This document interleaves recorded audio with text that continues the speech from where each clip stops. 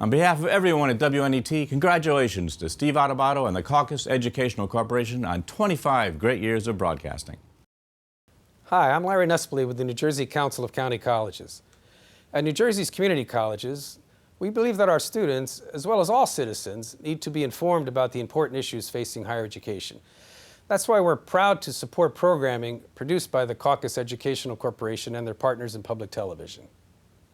This special edition of One-on-One with Steve Adubato is brought to you from the Tisch WNET studios at Lincoln Center. Funding has been provided by Hackensack University Health Network, NJ Best, New Jersey's 529 College Savings Plan, turn a dream into a degree, TD Bank, Horizon Blue Cross Blue Shield of New Jersey, New Jersey Manufacturers Insurance Group, auto insurance, homeowners insurance, and banking under the principle of stewardship. Cohn Resnick, providing accounting, tax, and advisory services for more than 90 years. And by PSE&G, committed to improving New Jersey's economy and strengthening its communities. Promotional support provided by the Star Ledger, powering NJ.com. This is One-on-One. When you first heard that they were doing Charlie Rose and Gayle King, didn't you go, what? People like laughing at others, so I don't mind if the other is me. See, you go right into the character. That's what it is. I'm bringing families together a half an hour each week. Man, I'm doing something special. And so I do feel successful.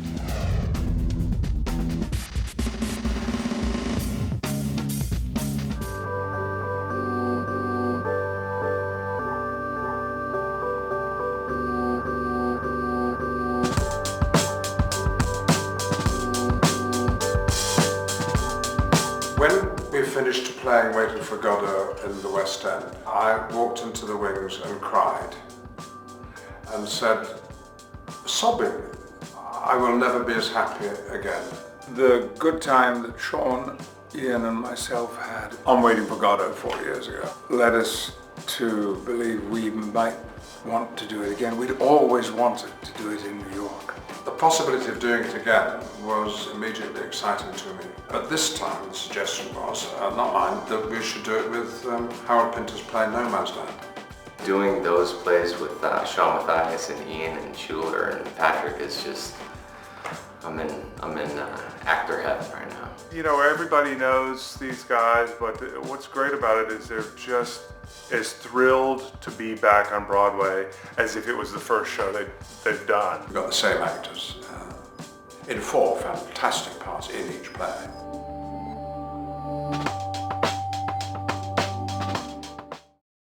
That is good stuff. Great actors, and one of them is right here. Shuler Hensley is part of this Waiting for Godot and No Man's Land extravaganza. It's an extravaganza. And by the way, you have said, by the way, those other people with you, I did not recognize them. I have no idea who they are.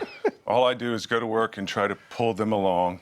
Set the context for us, because this is a pretty unconventional situation. Yeah, it's a throwback, really. It's doing 2 plays in rep, which means, you know, rather than doing the same play 8 shows a week, you split it. So you're doing 4 and 4, and the order changes, and on our 2-show days, we actually do both plays, which is extraordinary. And you know, you hear the theory behind it, but until you do it, you don't know how it's going to work out. But it's just been amazing. Fascinating stuff. And Shuler and I have known each other for a while because we have this powerful connection to the theater. That's right. Our kids are very good friends. They play soccer together. Yes. And I've always been fascinated by your career because I'm like, how does this guy do it? How does he go after these roles and you get challenged one way? And by the way, tell folks before we keep talking about this, some of the amazing roles you played in the past, because I think I wear makeup for things you've had to. Yeah, you know? I've done the Frankenstein monster in Van Helsing, which was about 6.5 hours of makeup. So haven't you been a big character one time? I've been in everything. What about yes. The Whale? The Whale, Come yes. on. The Whale. I'm setting you up here. I know, right? It's always, they're trying to hide this. No, they're not. You don't want to hide that. What was The Whale? The Whale, I played a 650-pound, morbidly obese, gay online tutor. And as a character actor, you say, I've got to do that role. You got to do that. Yeah. Describe this role. Well, there's the two roles. You know, we do Pinter's No Man's Land and Beckett's Waiting for Godot, as they say in England. I in the promo that I plugged you for one-on-one, I said Godot. What's up with this? It's perfect for this play because people say, well, what is it about? And all you have to respond is exactly. That's what it's about. It's about whatever you want it to be about. And it's also about debating and getting the audience actively involved in theater again. How do we get actively involved? Well, I think we're used to, in theater and television and film, being led along and being able to say, here's something, this is going to happen, this is going to happen. In these shows, because they're minimal, you have to fill in the gaps. And back up, minimal. Meaning it's a very simply written on the page. If you were to take these plays and read them, you'd be like, what is going on? And what's amazing about it is you really never find out about what is going on as an actor until you get into the rehearsal room and you decide what's going on between the lines. Pinter always would say, you know, it's what's underneath what's spoken. And it's amazing what happens. The pauses, the silences. You're talking about No Man's Land. I'm talking about both, because Pinter was heavily influenced by Beckett. And really? Yeah, it's an amazing, you know, it came about, I believe, Ian wanted to do... Ian? Sir Ian McKellen. I just want to clarify that. Yes, I know them by their first name. He wanted to do... You got two sirs here. Sir Ian and Sir Patrick Stewart. What do you call them? Pat and E. No. I call them sirs. I say yes, sir. What do you call Billy? Billy I call dude. Billy's great.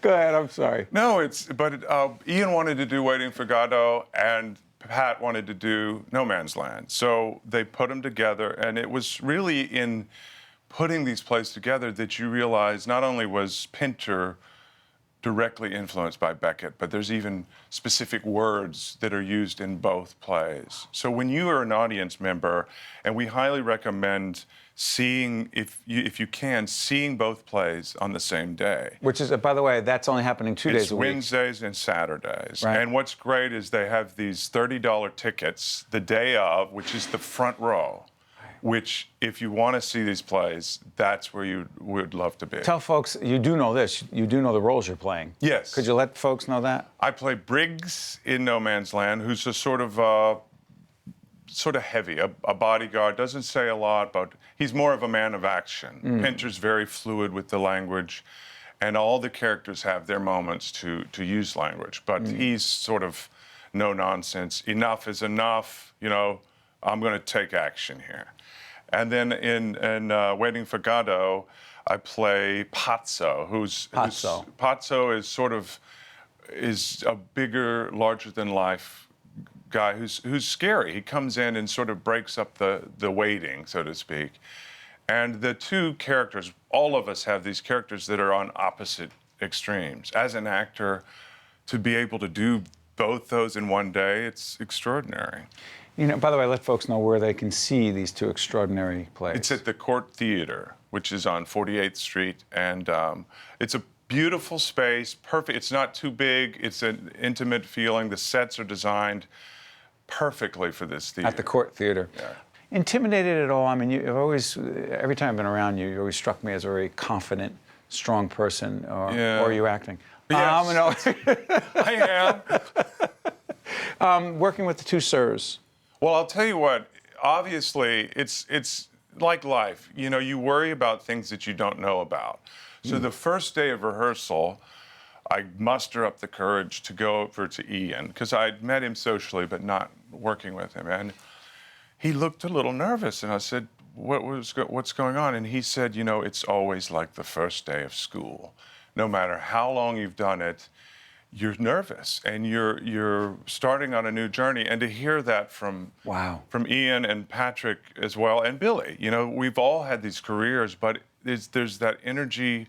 It's like kids. It's like the first day of school, and that energy. And I see these guys who are, you know, they're in their 70s, they're great shape, but before they go on, you know, Patrick's behind the door getting ready, and there's that enthusiasm that they literally have not lost in the 50+ years they've been doing this. Pretty good role models. Incredible role model. And they're incredible friends, and it's a close group. You know, they're my friends. We've been together now 5 months, and we'll be, you know, pushing 10 or so when we come to a completion with this. So. Last question before I let you out of here. How much you love what you do? You know, it's this. For years and years, people said, I said, I'm an actor. And they said, oh, that's great. So what do you really do? And I thought about that, and you hear years and years, you hear people say, if you can do anything else, do it. I was born and raised as a ballet dancer on the stage. 6 years old was my first role on stage, Fritz in the Nutcracker. So from that moment on, that's all I've known is theater, acting, and this is what I do. So this is me. When I asked my son, Chris, hey, what does Grayson's dad do? He says he's an actor. That's See? it. Yes. See? Now I get to find out almost the full story. Yeah. And more importantly, our audience here in public television does. I want to thank you. It's a pleasure. Let me plug one more time. Sure. Shuler Hensley is a part of the Waiting for Godot and No Man's Land extraordinary two-play.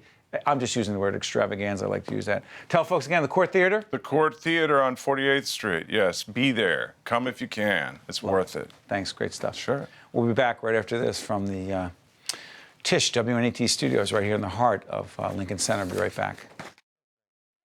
If you would like more information on this program, or if you'd like to express an opinion, email us at info@caucusnj.org. Visit us online at oneonone.org.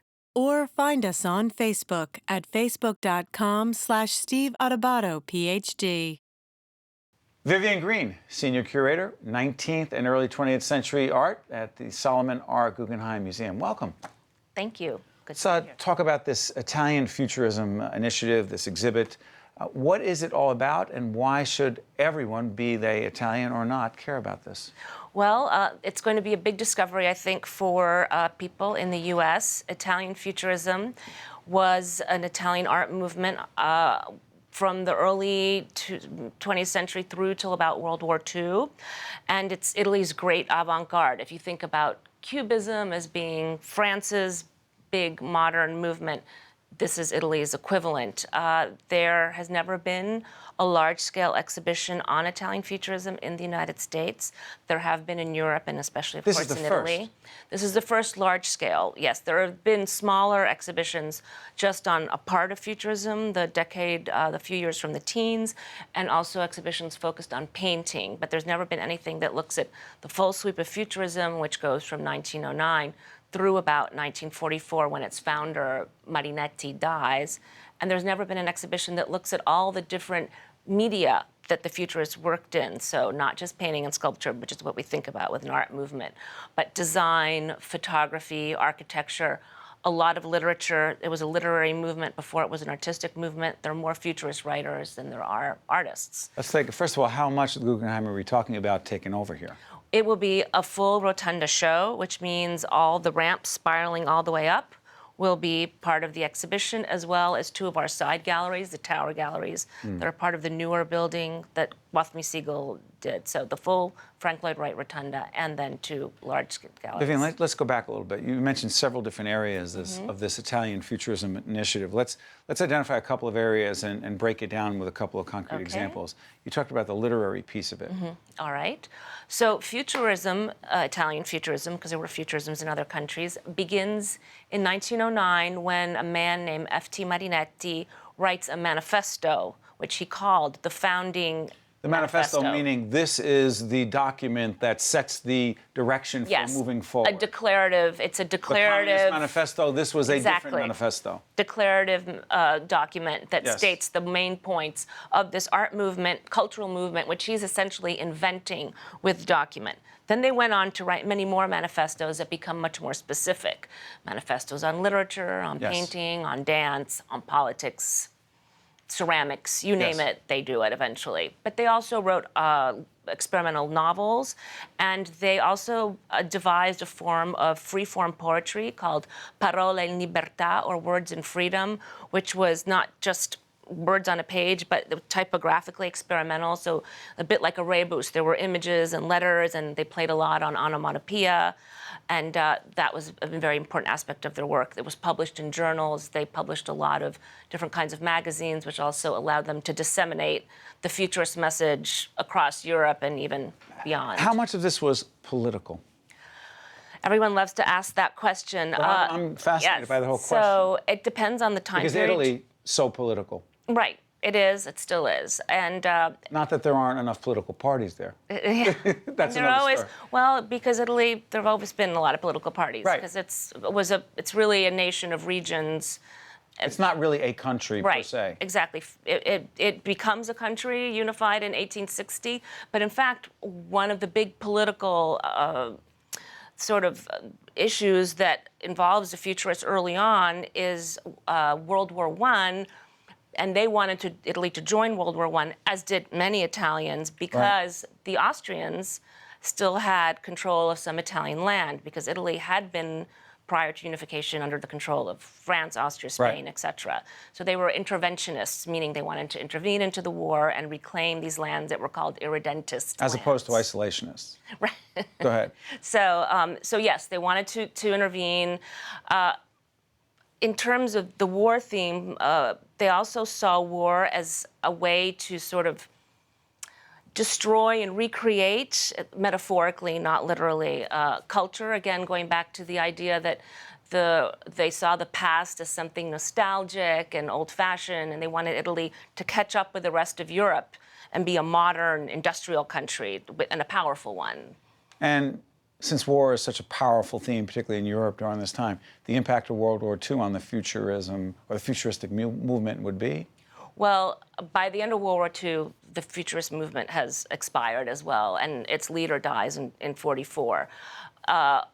Leading up to World War II, I mean, this is one of the sort of problematics with futurism, and I think one of the reasons why maybe exhibitions have focused more on the teens and not on the post-World War I time period, is that there are connections between futurism and fascism. There are connections between any cultural movement that exists in Italy in the 20s and 30s and fascism, of course, because by especially the 1930s, the fascist regime dominates everything you do. But Mussolini a part of this? Well, because he's the leader of the fascist, he's Il Duce, the leader of the fascist regime. He and Marinetti know each other, they're friends in the teens.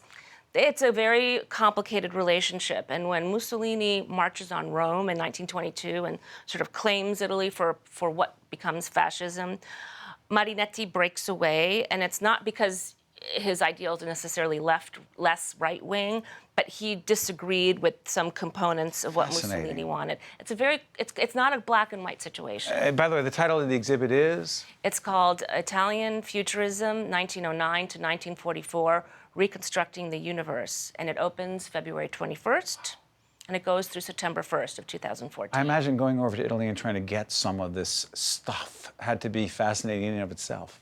Yes, I made many trips to Italy, and everyone always says they're very jealous. And I say, well, it's a little more complicated than that. But I have to say that the exhibition has close to 400 objects in it, if you count everything, every teacup, and about 70 lenders, many of them private lenders. And I really got to know a lot of colleagues at museums and also collectors. And I like to say at this point, 70 people have my cell phone number and call me when they want, because I really befriended everyone, and there's a lot of trust that goes into putting together an exhibition like this. I cannot imagine how hard this has been, and we wish you nothing but the best. Thank you. Plug it again. The name of the exhibit is? Italian Futurism, 1909 to 1944, Reconstructing the Universe. At the Guggenheim Museum. Yes. I want to thank you very much, Thank Vivien you. Greene, for coming in. We appreciate it. My pleasure. Stay right there, folks. This is One-on-One coming to you from the Tisch WNET studios right here in Lincoln Center. We'll be right back right after this.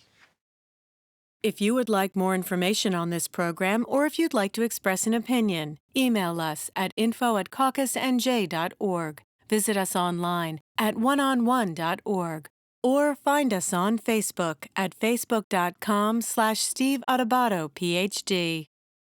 On a wing or on a prayer, you'll get there only with your voice. Be attentive, be inventive, be the first one to rejoice. With a story in your heart, you won't need any other choice.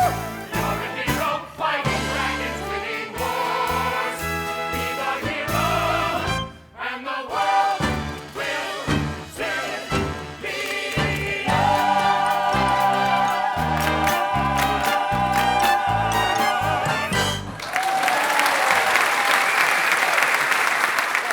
Big Fish, right here. Kate Baldwin, Tony-nominated actress from Big Fish right there on Broadway. How you doing? I'm doing fine. I'm happy to be here. Happy to have you. By the way, I just found out before we got on the air, one of the most fascinating things other than the fact that you have been nominated for great awards and you're in Big Fish and you had a great career. Right behind me, you know I wasn't going to let that go. Right behind me. I know you'd open with it. See, yeah. Well, I'm going to open with it, right? That's how you know the show's not rehearsed. Right here, we're 66 in Broadway here in the heart of Lincoln Center. What did you tell me right behind me? One of my first sublets was right in that building that I'm looking at, right behind your ear there. When you first got here? Yeah, and it was a one-bedroom, and 3 of us lived in it together. 1999.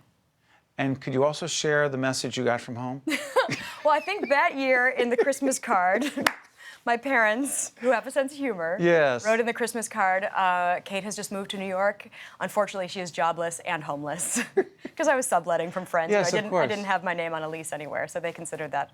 And I think anybody who doesn't live in New York doesn't understand how hard it is to find a good place to live. How hard?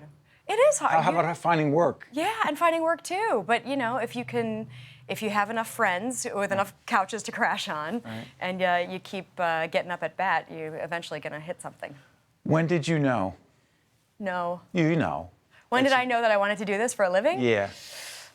Gosh, I had a hard time admitting that I wanted to do it for a living. Yeah, I was a good student, and I really liked school. So even through college, even though I was majoring in theater, I wasn't sure that I was actually going to pursue this as a career. It wasn't until my senior year of college I booked a job in a local theater in Chicago, and they handed me my first paycheck, and that's what I think. Oh, okay, yeah, I think I can do this now. The confidence to do it. Yeah. Was there. Yeah, and this business is one that, you know, oftentimes you hear people say, you don't choose it, it chooses you. There are tons of talented people, wonderful actors, wonderful singers, who, I think it's also a business of tenacity. If you can just keep going long enough and survive, you're going to be fine. What do you love about Big Fish? Oh my gosh, I love the story of Big Fish. I love that it sort of exists in these dual worlds. There's a story, a very real story about a family struggling to understand each other. You know, the central character is Edward Bloom. I play his wife, Sandra Bloom. We have a son, Will Bloom. And the father and son don't understand each other, and they don't appreciate each other for who they are. It's my job to make peace and to get them to appreciate each other. And then we also have this dual world where the production numbers in the show are these fantastical stories that Edward Bloom loves to tell. He loves to exaggerate the events of his life and make them into imagined stories with giants and mermaids and circuses. You dance in this.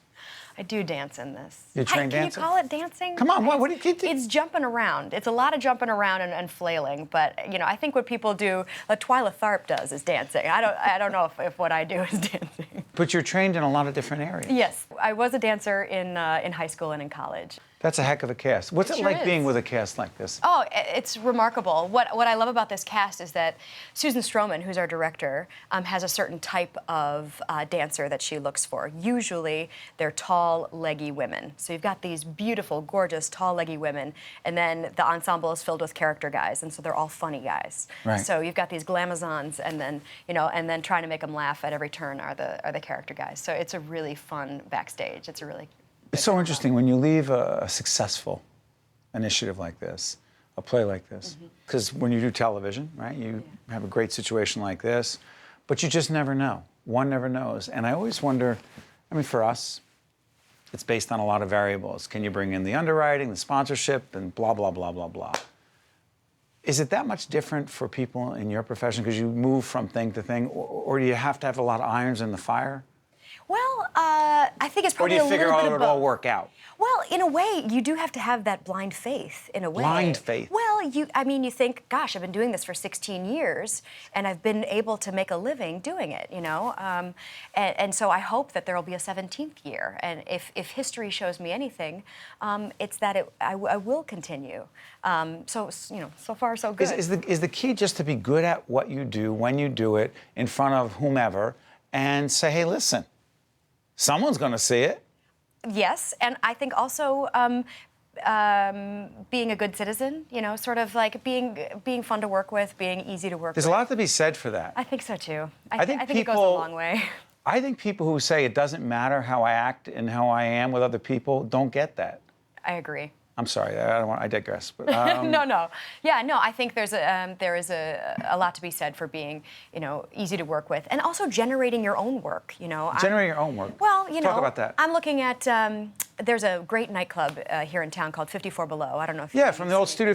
Yeah. Well, yeah, because you look at me and you say, hey, you used to probably party at Studio City 54, which I actually did. You did? On the back end of it. Whoa. Believe me, it wasn't with Mick Jagger and that crowd. It was on the back end when it was about to close. All right. Trust me. All right. Well, it has Because now it's... Now it's a theater. Yes. Now that space is Studio 54, and it's owned by the Roundabout, and they put on plays there and musicals there. But there's also a nightclub that's there. So I'm looking at, you know, generating your own work. I mean, putting together an evening of songs, a concert with stories and things like that. So That's a great idea. Yeah. By the way, remind me, folks, who we had recently. Alice, the actress Alice. Ripley. Linda Lavin, who was performing there as well, because she did what you just said. She wanted to sing. She put this together, and she did the same sort of thing for her. I love the idea that you're saying put your own thing together. Sure. I mean, I think that's half the time that's what you end up doing anyway, because you think, oh, there's not a part for me in that, or I'm not right for this, or they're not seeing me for that. And I think you've got to, you know, create your own.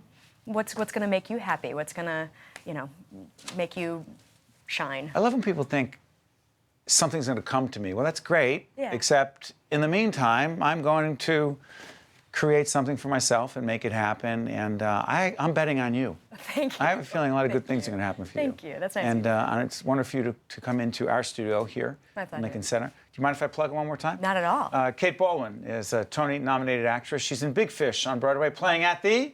Neil Simon on 52nd Street. Not a bad place at all. Love it. Listen, we wish you nothing but the best. Thanks, Steve. And thank you once again for coming in. Thank you. My pleasure. Thanks. Great. That's terrific. Great. One-on-One with Steve Adubato has been a production of the Caucus Educational Corporation, celebrating 25 years of broadcast excellence in partnership with St. Joseph's Healthcare System. Funding has been provided by Hackensack University Health Network, NJ Best, New Jersey's 529 College Savings Plan, TD Bank, Horizon Blue Cross Blue Shield of New Jersey, New Jersey Manufacturers Insurance Group, Cone Resnick, and by PSE&G. Transportation provided by Airbrook Limousine, serving the metropolitan New York, New Jersey area. One-on-One with Steve Adubato has been made possible in part by Celgene.